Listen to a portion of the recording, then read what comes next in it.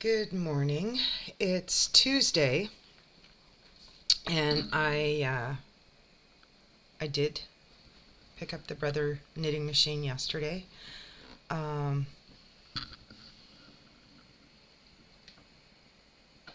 I have not brought it in the house yet.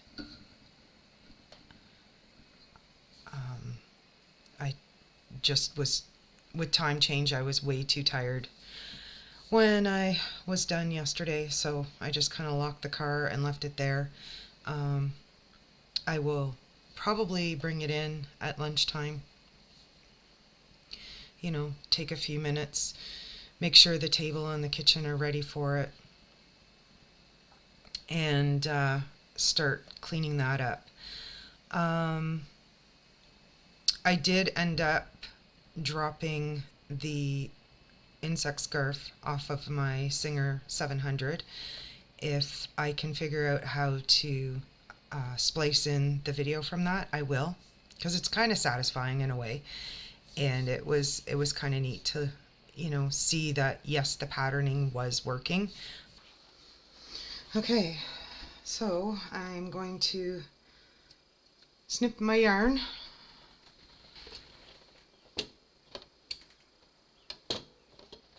and catch it back there so my spring doesn't fly up and hit the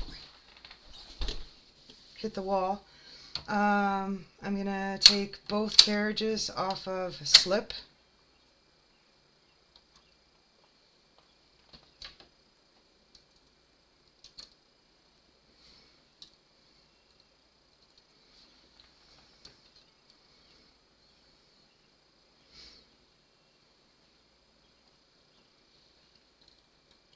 I would like to get that out of the way.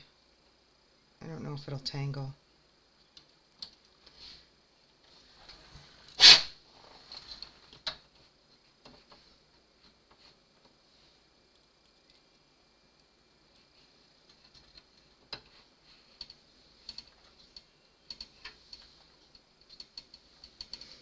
Okay, so I'm not going to take the weights off.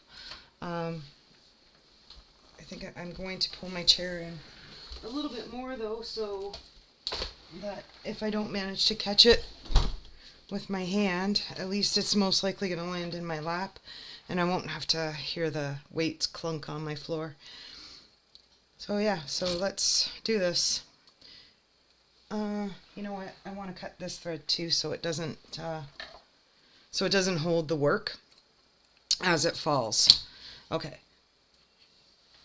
And I don't think I have anything on the, nope, nothing tied to the clamp, so it should all fall away.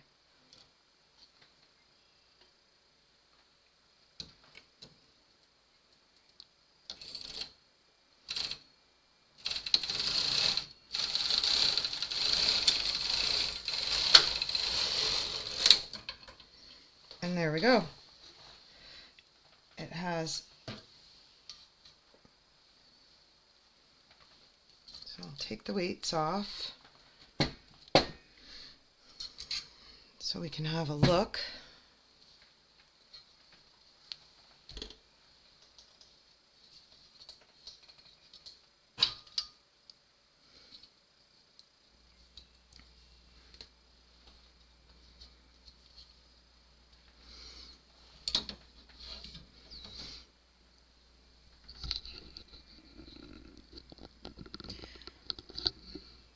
So this would be the back side, and that's the beginning of a beetle, the beetle's wings. And this would be the front side. And it does look like it is working out. Let's take it off the ribber comb.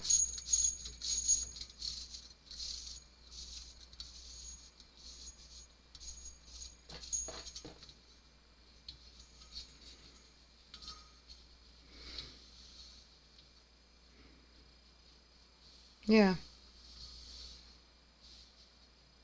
I mean, it's a bit wider than it should be, I think, though. But I really can't get the tension any tighter. I don't think. I mean, it's at 0. So maybe it will relax a bit and get narrower.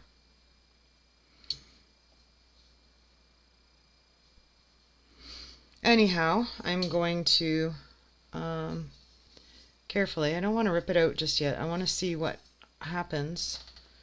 I'm going to leave it to sit overnight and see,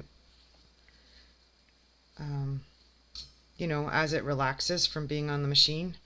I want to see how it looks after it's relaxed. It's just knowing that other options were coming my way. I didn't feel like continuing what I knew would be like a project that would take 8 to 9 weeks with, you know, like some good solid effort, right? That would be like really cracking the whip to myself every single day to make sure I got it done in that amount of time. And it's tax season. Like I have tax returns to do, so I don't know that it probably would have been like April, May by the time I finished it. So, I mean, if that's the case, then I can wait until I'm set up to do it on the electronic machine a little more quickly.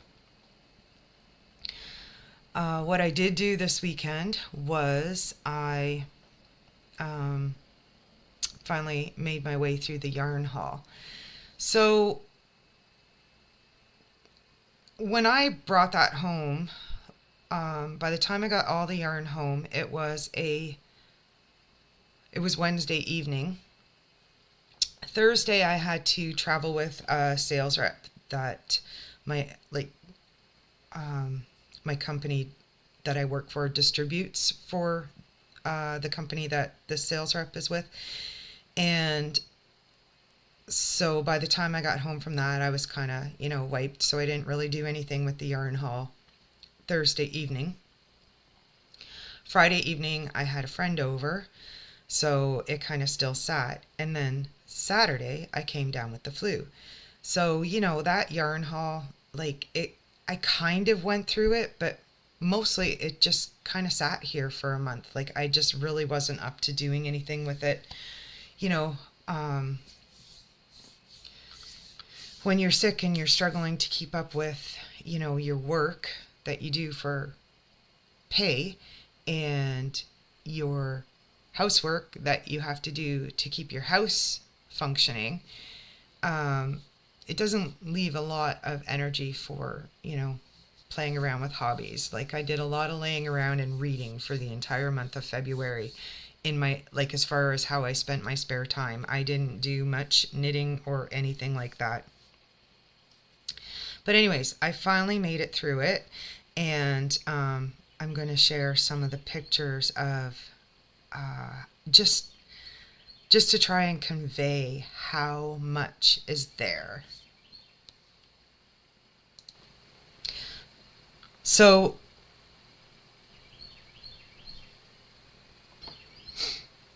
this is just the blue. There's like every shade of blue, from the palest baby blue through to navy blue. There is tons of navy blue and tons of royal blue. Those seem to be the main colors, like navy blue, royal blue, and the baby blue. So yeah, that's the blue.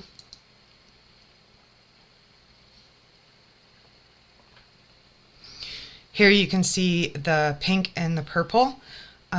Lots of baby pink, of course, but there's also some fuchsias, some roses, you know, just a lot of nice colors. The yellow, it's a smaller pile, but it's still not an insignificant amount. The peaches and the corals, that coral down at the bottom, this here, is really, really pretty. I really like it. All the greens, you know, quite a bit of mint, definitely some Christmas greens, quite a bit of dark green. That is some of the whites and creams, but it's not all of it. I will show another picture further on where it's separated out. This is all of the browns, and there's quite a bit of it, a little less than there is some of the other colors. You'll see that when we get to the picture of the black as well, because, you know, dark brown and dark black, or yeah, of course black is dark, duh, but you know, those are, even with a machine, those are harder colors to work with. This is the beiges, the gray. There is, like the blue, there is loads of gray, just tons of it. And there's some nice like fleck and tonals in there. And this is just the white.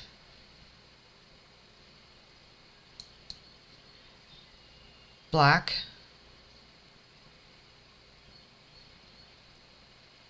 And where is my picture of the cream color? 1 second. Well, it doesn't look like I have the separate picture of the cream color, but it is pretty much all there. You can see in the back, that's all just cream. So I wound up with, you can see the box in the corner of this picture, 18 by 18 by 24. I filled 12 of those with the colors and the gray and the beige. And then I have 2 totes with just white in them, plus 3 contractor bags, giant contractor bags with white and cream, separated out, but still, like, there is just, in particular, blue, gray, beige, white, cream. There is just an unfathomable amount of yarn there. And I am kind of glad that, like, I had posted it on Kijiji after the first go through to see if someone else was interested in buying it. I'm kind of glad that nobody did, because going through it when I was feeling better and, you know, able to spread it out and really sort through it, there was quite a bit of yarn blend, or wool blend yarn in there that I hadn't realized was there, that I had missed the first go through. And there was some superwash wool that I had missed on the first go around. So, I mean, it's all kind of stashed away. I have, you know, managed to find space for all of it, and I am glad to have it. And I'm going to, you know, as I work through learning how to produce finished items from these machines, I'm sure I'm going to be grateful for having this yarn. I mean, having a surplus, at least on the one hand, it gives me the freedom to feel like I can make mistakes, that if I waste a little bit of yarn, it's not the end of the world. Whereas when I first got the machine, I was, back in October, I was having such a hard time finding the finer yarns that were suitable for a standard knitting machine, that I was paranoid about wasting it. You know what I mean? So that's one good aspect of having this much yarn. You know, and the other thing is, as I get a better sense of how much yarn, like how many cones different finished items take, then I can get a better sense of how much yarn I want to have on hand. And maybe then I can start selling some of the yarn just as yarn.